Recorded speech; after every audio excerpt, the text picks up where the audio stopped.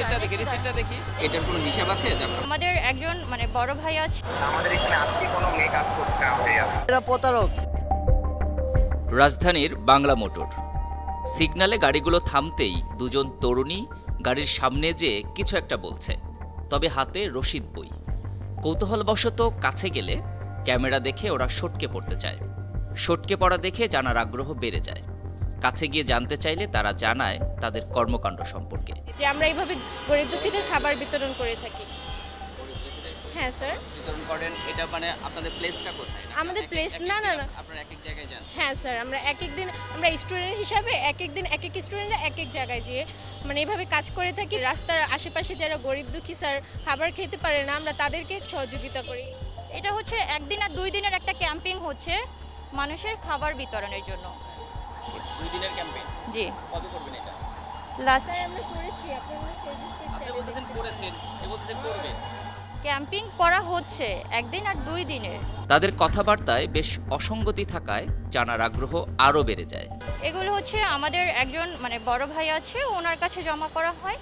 উনি খাবার টাবার সব কিছু অ্যারেঞ্জ করে। আপনাদের কত টাকা দেন?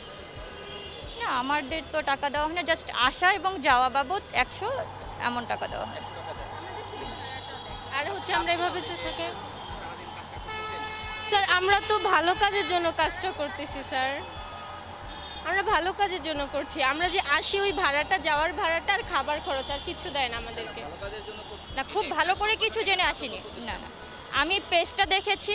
হ্যাঁ, দেখেছি যে খাবার টাবার দেওয়া হচ্ছে, কন্টিনিউ খাবার দেওয়া হচ্ছে। তো ভাবলাম যে ফ্রি আছে যেহেতু আজকে, এই জন্য এসেছি। তবে এখানে বেশিক্ষণ সময় ধরে কাজ হয় না। না, আমি তো আসলামই 2 দিন, আমি জানি না কত টাকা হয়, বা আমি ওইভাবে কালেকশন করতে পারিনি। হ্যাঁ স্যার, আমরা মানে হাত খরচের জন্য, এছাড়া কোনো কিছু না স্যার। এছাড়া আমরা কোনো পার্সেন্টেজ টাকা বেশি মানে আয় হয় না আমাদের। শুরু হয় অনুসন্ধান। যোগাযোগ করা হয় টাকা প্রদানের রসিদে উল্লেখিত ফোন নাম্বারে। ওপাশ থেকে জানানো হয় বিনা পয়সার আহার নামে একটি স্বেচ্ছাসেবী সংগঠন করেছে তারা। ক্ষুধার্তদের বিনা পয়সায় খাবার খাওয়ায় এই সংগঠন। এই যে মেয়েদের দিয়ে করাচ্ছেন, এরা হচ্ছে কমিশনে কাজ করে, তাই তো? আমাদের এখানে আজকে কোনো মেকআপ করতে হবে। আপনার একটা ইন্টারভিউ করব, তো আপনাকে কখন পাওয়া যাবে? খুশি হলাম ভাইয়া, খুশি হলাম। থ্যাংক ইউ ভাইয়া। কখন পাওয়া যাবে আপনাকে ভাই? ভাইয়া আপনি বলেন কখন আসতে হবে, বলেন আপনি বলেন। আজকে তো ফ্রি আছেন বিকেলে বা এই টাইমে? কালকে ভাই, আমি আপনি গ্রামে তো কালকে। ঘটনাস্থলে উপস্থিত কয়েকজন বললেন এসব বিষয়ে বিস্তারিত খোঁজ নেওয়া দরকার। এখন তো মানুষের হারা যেটা বলে ওইটা বেশি, ওইটার উপরতেই বিশ্বাস করে সবাই। বিশ্বাস করে ওইটার উপর ডিপেন্ড করে তারা কাজ করে। কিন্তু এটা কতটুকু সঠিক কতটুকু এটা তো আর আমরা সাধারণ পাবলিক জানবো না। যার ফলে এটারে আপনারা তদন্ত করে, তারপর তদন্ত করলে এটা বাইরে যাবে সমস্যাটা কি। এই ফাউন্ডেশনে চাঁদা দিয়েছেন এমন একজনও জানালেন তার সরলতার ক্ষোভ।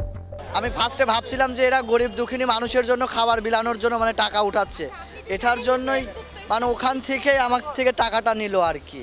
কত টাকা দিয়েছে? আমি 30-40 টাকা মতো দিয়েছিলাম হয়তো বা। কিন্তু এখন তো দেখছি এরা প্রতারক, এটা ঠিক হলো না তো আপু। পরের দিন ফাউন্ডেশনের অন্যতম প্রতিষ্ঠাতা আবিরকে অনেকবার ফোন করা হয়, কিন্তু তিনি ফোন রিসিভ করেননি।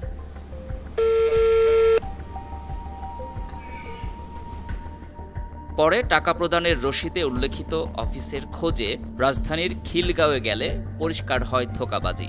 ভবনটিতে ফাউন্ডেশনের কোনো সাইনবোর্ড নেই। ভবন মালিক ক্যামেরায় কথা বলতে রাজি হননি। তবে তিনি জানান প্রতিষ্ঠানটির কর্মকাণ্ড তার পছন্দ না হওয়ায় তাদেরকে বের করে দেওয়া হয়েছে। শুধু বিনা পয়সার আহার ফাউন্ডেশনই নয়, বর্তমানে এ ধরনের অনেক ফাউন্ডেশনই সহজ সরল নগরবাসীকে ঠকাতে প্রতারণার ফাঁদ পেতেছে। GM Mahmud, 52 TV, Dhaka.